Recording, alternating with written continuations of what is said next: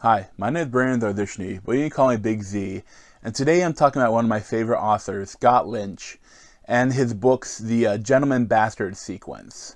So Scott was born in St. Paul, Minnesota in 1978, and he was the oldest of three brothers. He lived in the Minneapolis-St. Paul area for most of his life, and then also just across the border in Wisconsin, and I believe now he lives in Massachusetts. And he had a lot of odd jobs before he finally sold his book. But in 2004, the Simon Spann at Orion Books was bought his first novel, The Lives of Locke Lamora. And also, around the same time, he was going to technical college to be a volunteer firefighter. It's kind of interesting that he originally the first draft he wrote of the book turned out to be the forthcoming book 4 of the series, and that was where he started these characters' stories. But then he realized that they didn't know enough about these characters, so he really went back and wrote what essentially 3 prequel novels. The Lives of Locke Lamora came out in 2006, and won a lot of awards. He was a finalist for the World Fantasy Award, and he received the Sidney J. Bounds Best Newcomer Author Award from the British Fantasy Society. I think when this first book came out, it was kind of lauded as the next great fantasy author because it was such an excellent book. And I think I joined in right around this time. I think because I have somewhere in my piles of books, I have a trade paperback version of the first book. So I think I came on not when it first released, but when the trade came out.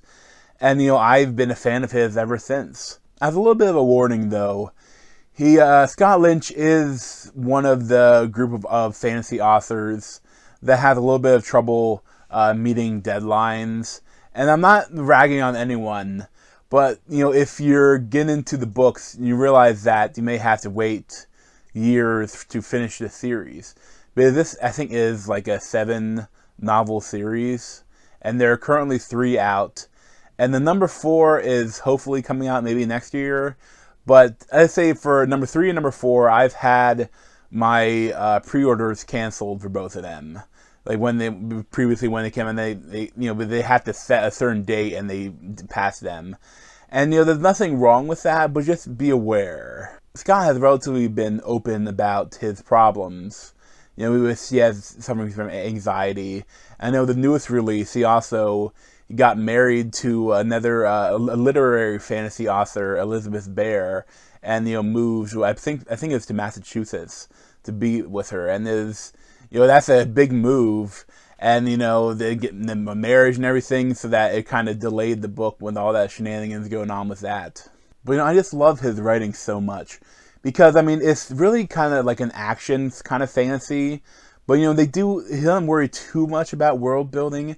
He throws that in, but it feels like you're in the world. You don't the characters may not even know that much about how the world works, but you kind of experience everything with them. And also each book. With the first 3 books, they kind of have this thing where they have different storyline timelines, where you have the main story, then you'll have flashbacks to a different story, the set up things for the story in the present, and it reads incredibly well. I just enjoyed the book so much, and I've reread them multiple times. And each time I do it, I still be so enthralled by them, just because they're written really well and they have a great story. And I think especially the first book is a perfect beginning, middle, and end. You can have, if that had just been a standalone book, I would have been satisfied. Although I would have loved to see more of these characters. And that's the thing. One thing people don't like the sequel as much as the first book. I think because there's no way to recreate that first book. Because, The Lives of Locke Lamora is definitely a coming-of-age story, along with, when things go down, they can never come back from that. They can't recreate that, because they have to leave Kimor at the end. As so much stuff goes down, that they can never have that same book. the same setup for that book. They have to change things. The first book is definitely like a revenge story, set in Camor, and the second book, Red Seas Under Red Skies, is definitely more of like a heist sort of story, along with a bit of a pirate themed story. And the third book is more like a political thriller and love story. And like each one works really well, but I know that some people don't like the second and third book and much of the first book. So the setup for the story is that your main character is Locke Lamora, and his like kind of partner in crime is Gene Tannen, and those are the two main characters. But you also have a great supporting cast of different characters. And at the beginning, Locke Lamora, he is an orphan, and there was some bad plague in one section of the city. And essentially, this plague kind of kills all the adults, but like the children under before they hit puberty, they're not affected by it. They get a little bit of a fever, and then it goes away.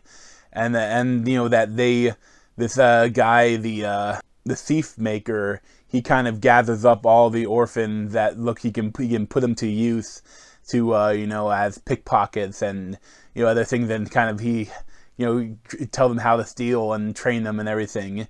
And let's say Locke Lamora, he's a little too overzealous with his thievery, and he gets in trouble with people who may want to kill him.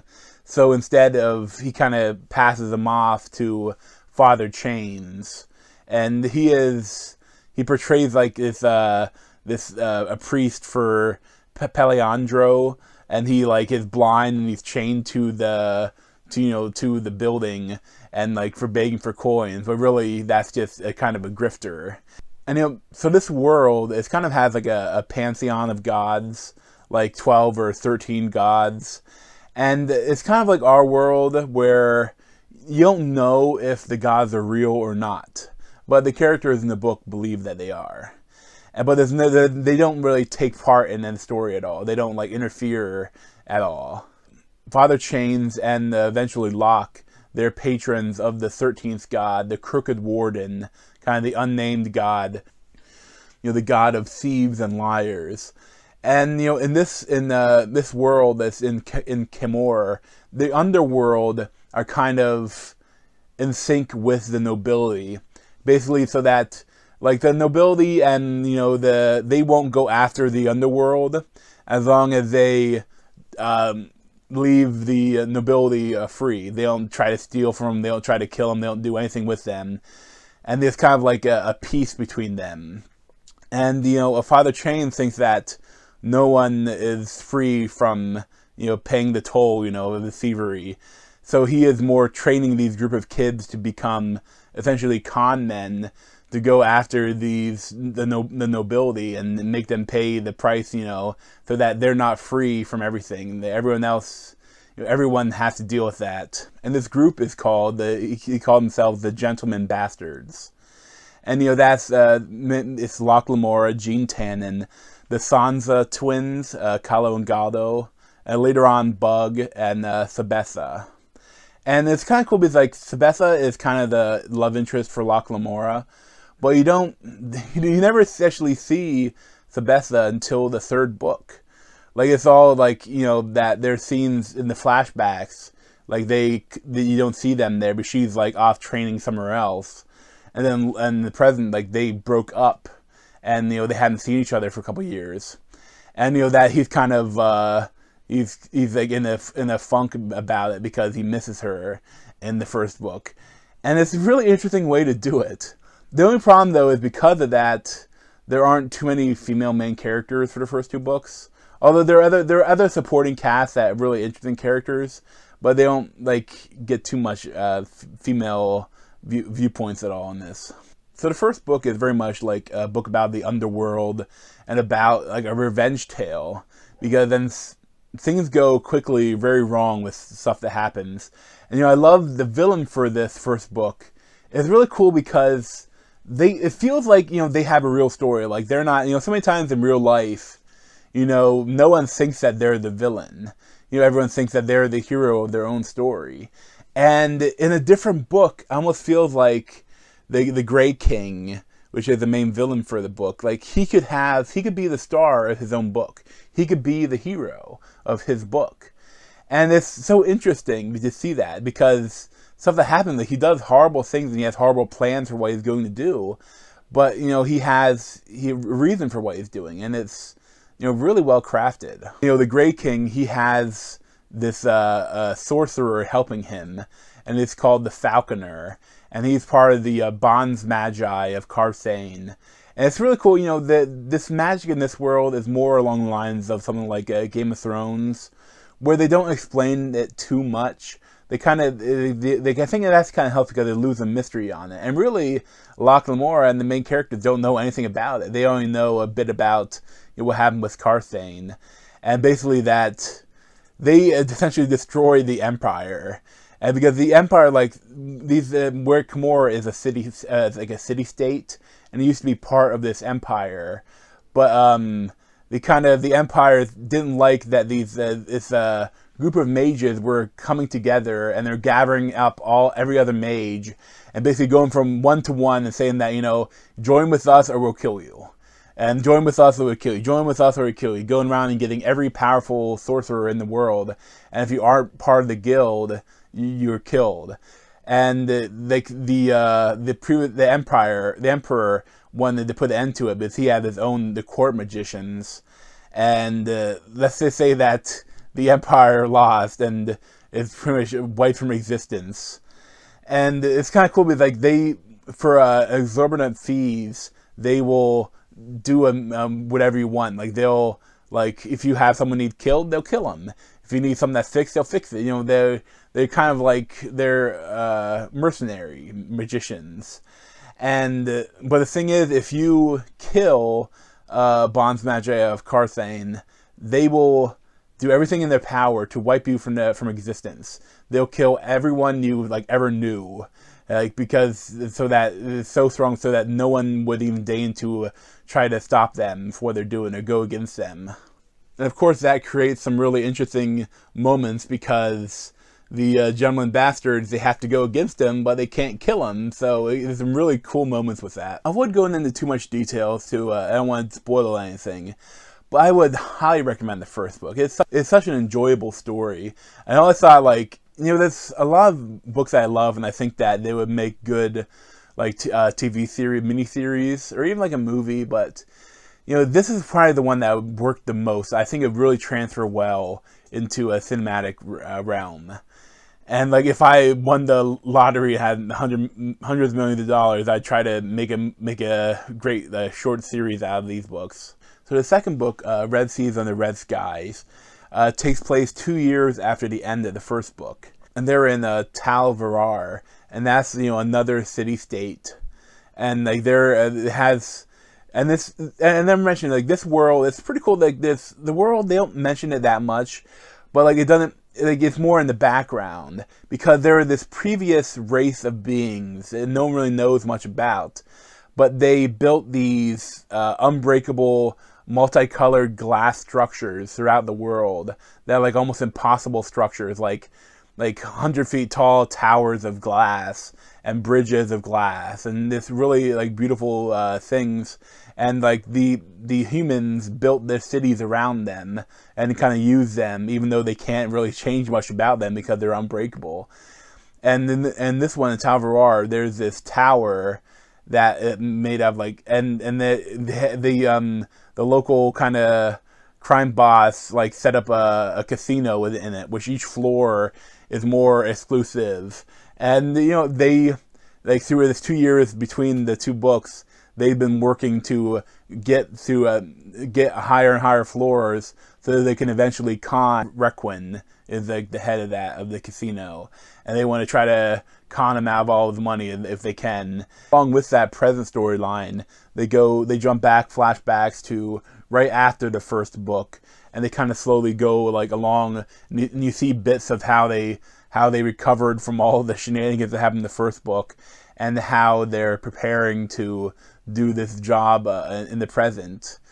And it creates a really interesting storyline that I really enjoy, but at a certain point, in the middle of the book, it kind of does a sharp turn when the Maximilian Stragos is kind of the head, like the general of this city-state that took over for the original leader of it, and he kind of gets involved with them, and he wants to send them out to try to get pirates together and attack ships so that he could go and strike down the pirates again and reclaim his power and not have all the other nobility kind of coming after him. And for a while it turns into kind of like a seafaring book.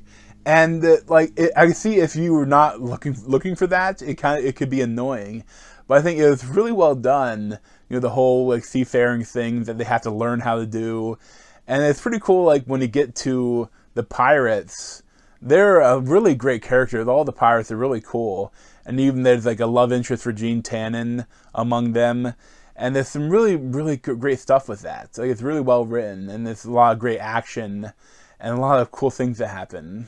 And again, I'll avoid spoilers, but let's say, like the first book, so many things have gone wrong and so many shenanigans have happened that they have to move on from Tal Varar and go somewhere completely different for the next book. And the next book is they actually go to Karsane, where the mages are. And it's kind of like, it's a political thriller, because like the mages kind of, like the city that they have, they kind of, they play a game with all the, the normals, and they kind of like try to influence their elections for who is like leading each district in that city-state. And they're on the one side trying to help the Deep Roots party come to power. And Sabetha is on the other side trying to get their party to win. And there's a lot of cool stuff with that, because you get a lot more world building. Like it never even kind of mentions some of the stuff, but like this world has 2 moons, and that like they're kind of slightly out of sync, so that there's one time a year when both moons are empty, and there's one time a year when both moons are full. And you get then they get more about the magic and how some of it works. And I like how they do that. Like it's really a slow burn world building that you learn about the world as Locke Lamora learns about it. And this book also has a series of flashbacks, back when you see when Locke first saw Sabetha, and you see them training together. And then you see a really long portion of the book where when they're like a couple years before the first book, and they go to this other city, and they want to they have to become actors, and there's really a lot of cool stuff with it, because like it's written well too. It's kind of a little bit like Shakespearean sort of thing, and they have to put the act together and have to bring together all the shenanigans with the actors. They're going to be the head of the company is going to have his hand cut off because he punched a noble, and they have to kind of fix everything and have to put on the play. And I really like that side of the story. That's probably more than the present side of the story, the political thriller, but still, it's a lot of cool stuff with it. I guess a lot of enjoyable things happen.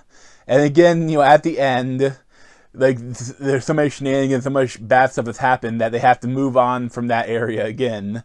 And the next one, I think it takes place in Ember Lane. And that's actually one of the places in the first book, they kind of like, one of their schemes is saying that they're from there, and that there's about to be a big civil war, and that's how they kind of do their scam. And this one, the war is actually here. And you said earlier that the first book is where he originally started the story, and this is really a story of war. And I don't know what exactly it would be like, but it seems like when we talk about it, it's a kind of a different pace. And after this, they generally stay in the same area for the next 3 books instead of jumping around again. And I'm really waiting for the next book. Well, I can wait. I'll have to hurry the author and put like a lot of stress on them. I'm waiting. Whenever it comes out, I'll read it and I'll love it. But take however long he needs. But he said in an interview in August, he talked a bit about it. He said that that his wife and him will have, like, after he does this, they're going to conventions and stuff.